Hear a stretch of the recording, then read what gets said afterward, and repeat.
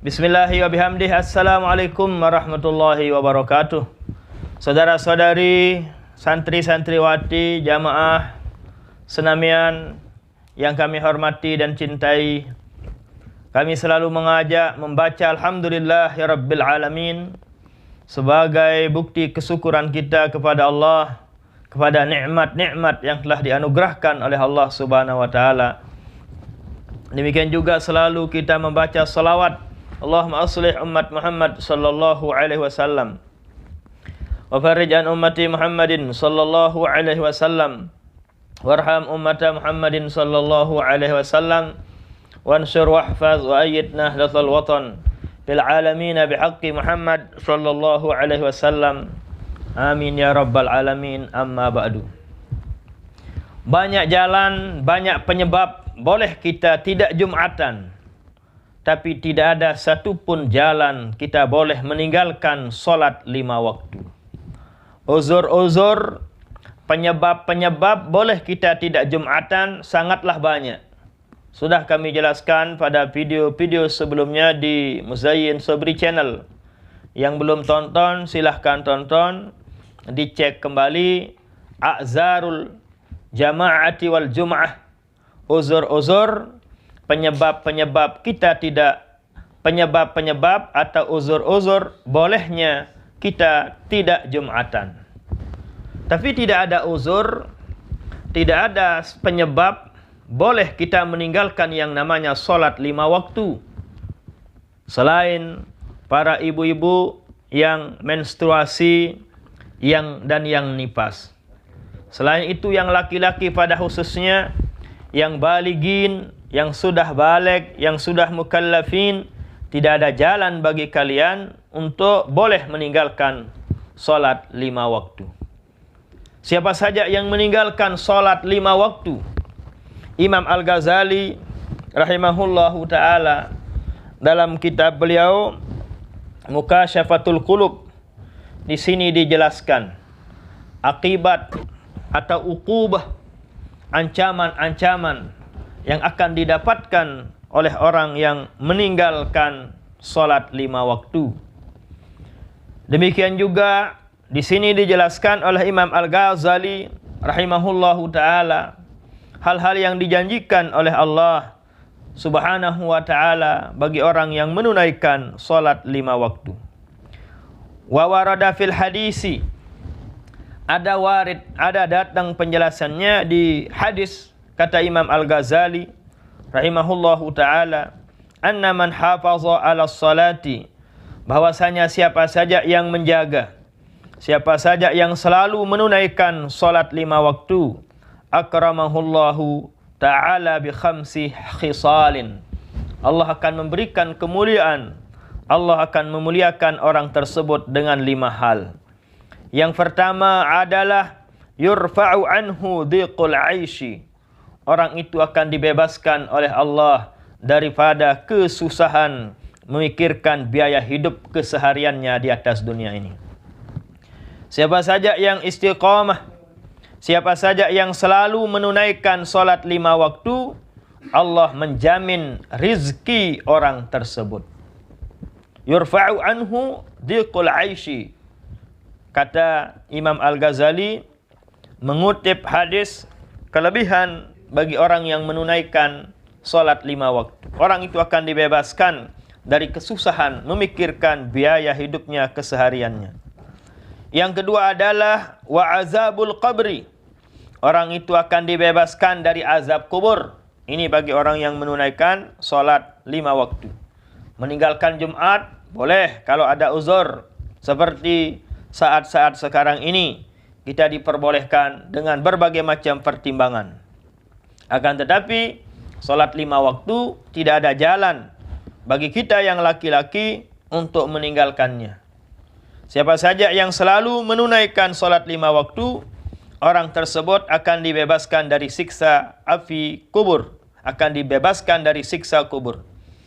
Yang ketiga adalah wa yu'tihillahu kitabahu biyaminihi, orang tersebut akan diberikan oleh Allah kitabnya nanti menggunakan tangan kanannya. Nanti di akhirat yang menerima kitabnya tulisan amal-amalnya selama hidup di atas dunia dengan tangan kanannya, itu sebagai isyarat, sebagai tanda orang itu menjadi ashabul yamin. Akan tetapi sebaliknya, kalau orang itu menerima kitabnya menggunakan tangan kirinya, sebagai tanda orang tersebut, sebagai isyarat bahwa orang itu akan menjadi ashabus shimal, na'udzubillah, menjadi ahli neraka, na'udzubillah, summa na'udzubillah. Dari itulah, siapa saja yang selalu menunaikan salat 5 waktu, Allah akan memberikan orang tersebut menerima kitabnya menggunakan tangan kanannya. Yang keempat adalah wa yamurru 'ala sirati kal barqi. Orang yang selalu menunaikan salat 5 waktu, orang itu nantinya akan berjalan di jembatan Shiratal Mustaqim yang al-hadu minas saifi, yang tajamnya lebih tajam daripada pedang, kecilnya lebih kecil daripada rambut. Sekalipun demikian keadaannya, apabila orang tersebut menunaikan salat 5 waktu, di sana dia akan berjalan nanti seperti kilat. Yang kelima adalah wa yadkhulul jannata bighairi hisab. Orang itu akan masuk surga bighairi hisab, tanpa susah payah, tanpa banyak proses-proses yang dia akan alami. Sekedar dilihat raut mukanya, sekedar dilihat raut wajahnya, orang itu dipersilahkan untuk masuk surga. Itulah namanya masuk surga bighairi hisab.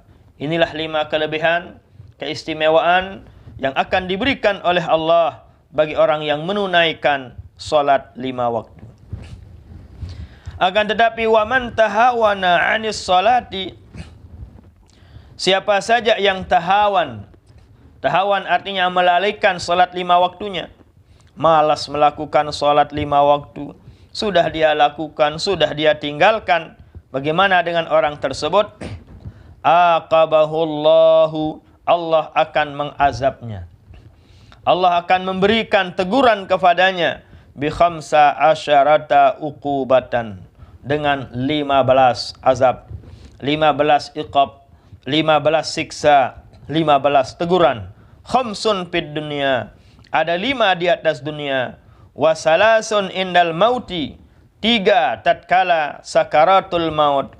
Wa salasun fi qabrihi, 3 lagi tatkala dia masuk ke liang lahat. Wa salasun inda khurujihi minal qabri, ada 3 lagi tatkala dia keluar dibangkitkan dari kuburannya.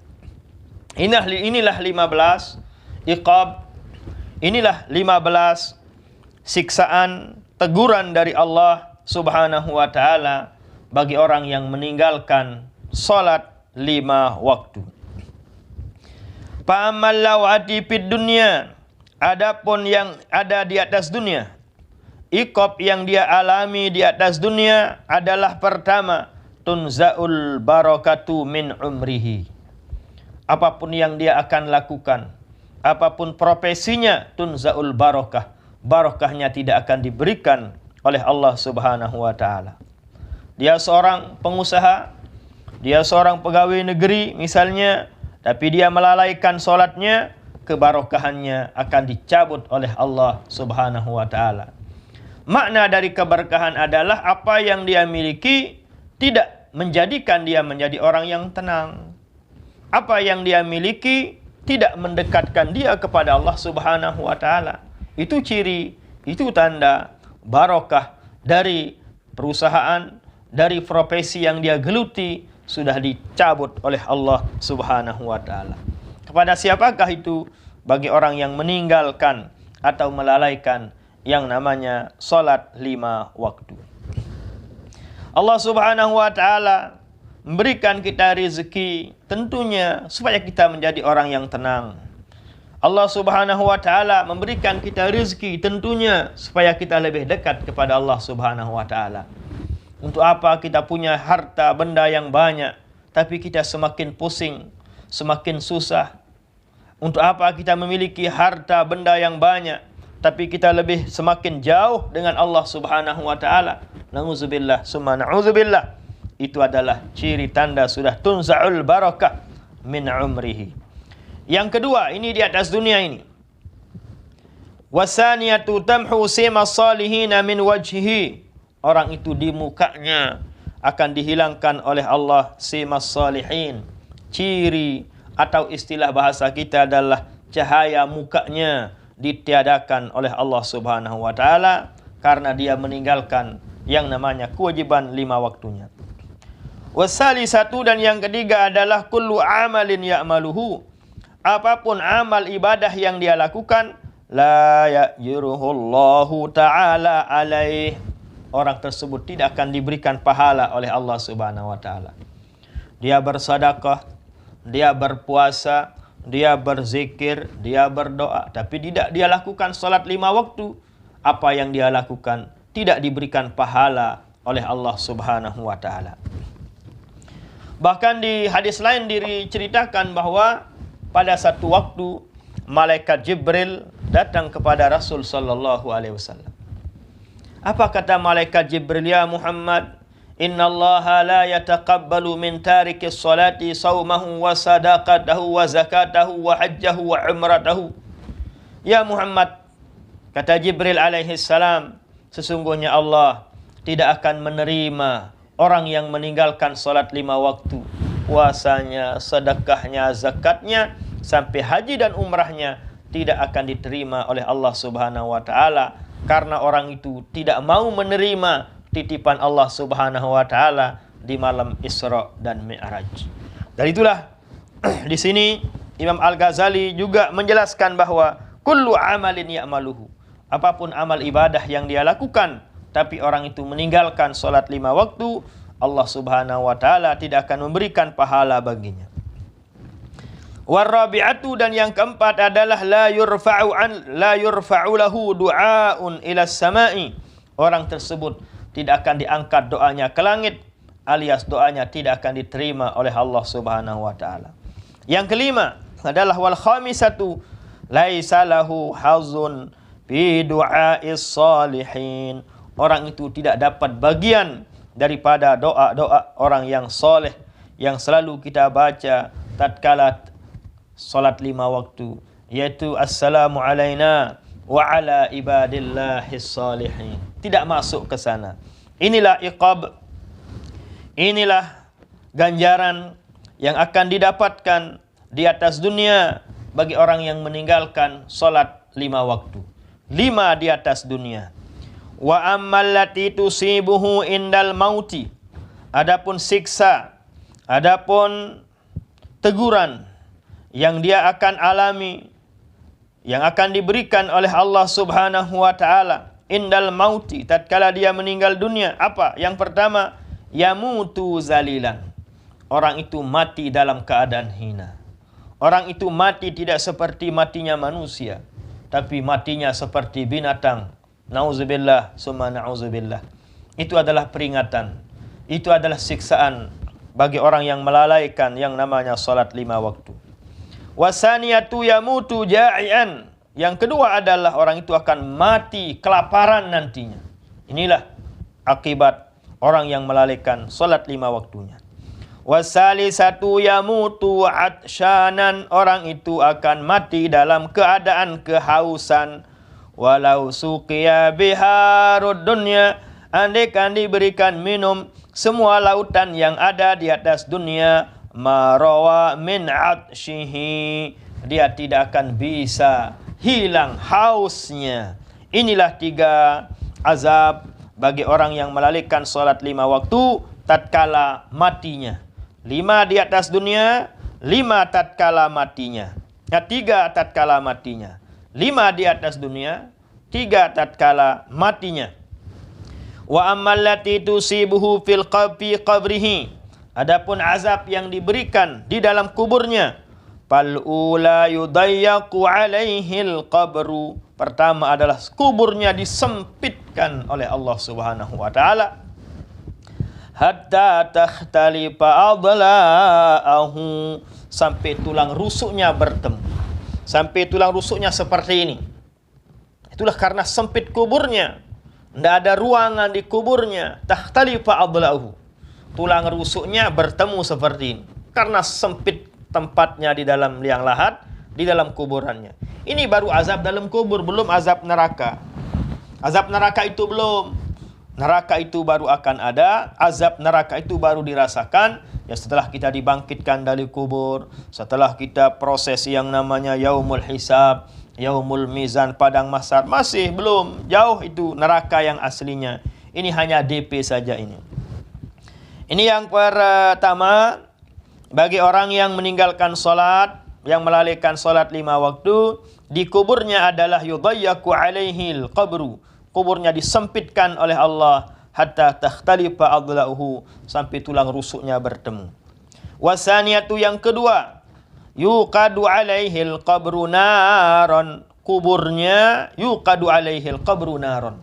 Kuburnya penuh dengan api yang panas.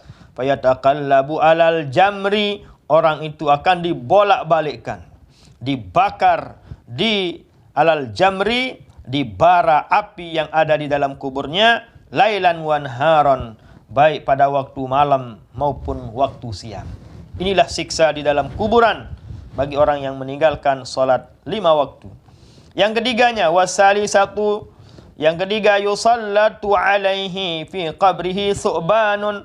Orang itu nanti akan sebagai saudaranya, temannya di dalam kubur adalah su'ban, ular. Yang melilit dia di dalam ular nantinya, yang melilit dia di dalam kubur adalah ular. Ismuhu, nama ular itu adalah As-Suja'ul Aqra. Nah, itulah nama ular yang akan melilit di dalam kuburnya bagi orang yang meninggalkan, melalaikan yang namanya solat 5 waktu.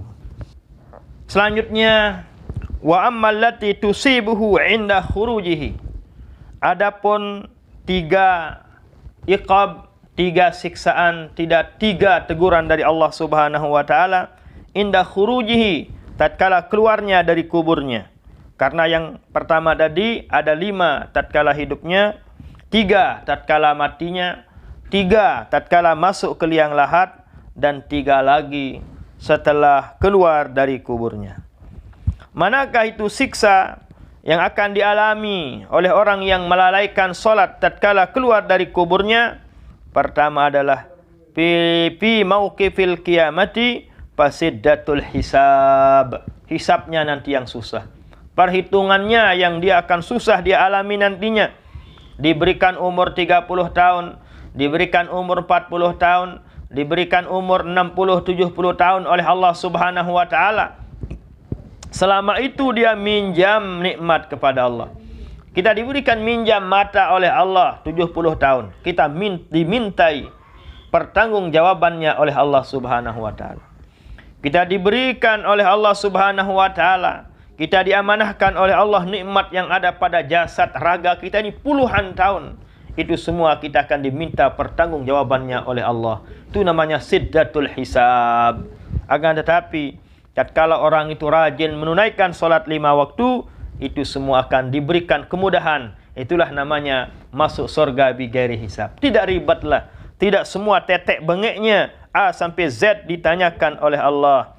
Yang kedua adalah yaitu wasuhtur rabbi. Allah akan murka kepada orang itu. Jangankan Allah murka kepada kita, orang tua kita, guru kita, pemerintah kita, saudara-saudari kita, teman kita murka kepada kita, bagaimana perasaan kita? Lalu ini yang akan murka nanti adalah Allah Subhanahu wa taala. Inilah iqab, inilah akibat dari perbuatan orang yang melalaikan solat 5 waktu. Yang ketiga adalah na'udzubillah wa dukhulun nari. Orang tersebut akan dimasukkan oleh Allah Subhanahu wa taala ke api neraka. Inilah yang paling bahaya, na'udzubillah summa na'udzubillah. Inilah semua akibat, inilah semua siksaan bagi orang yang melalaikan solat 5 waktu. Na'udzubillah summa na'udzubillah. Mudah-mudahan kita terpelihara, mudah-mudahan kita terjaga dari bahaya, dari bencana, dari siksa yang sudah kami jelaskan tadi. Dan itulah perlu dipahami oleh saudara-saudari sekalian, para siswa-siswi, santri-santriwati kami, dimanapun kalian berada. Demikian juga kepada para pecinta Mazayyin Sabri Channel, dimanapun pelungguh berada. kalau Jumatan ada jalannya, ada uzurnya, ada penyebab-penyebab, boleh kita tidak Jumatan. Dan kita tidak disiksa. Kita dibolehkan oleh Allah Subhanahu wa taala. Akan tetapi salat 5 waktu tidak ada jalan untuk kita tinggalkan yang namanya salat 5 waktu tersebut. Dari itulah mudah-mudahan apa yang kami sampaikan ada manfaatnya, ada barokahnya. Amin ya rabbal alamin. Sekian dan terima kasih, dan mohon maaf tentunya segala hal yang ingin kalian sampaikan kurang sesuai dengan kehendak kalian, tentunya silahkan nanti di komen. Jangan biasakan diri menonton tanpa komen. Akan tapi demikian juga jangan biasakan diri memberikan komentar sebelum menonton secara detail apa yang telah kami sampaikan. Terima kasih. Wallahul muwaffiq wal hadi ila sabilir rasyad. Assalamualaikum warahmatullahi wabarakatuh.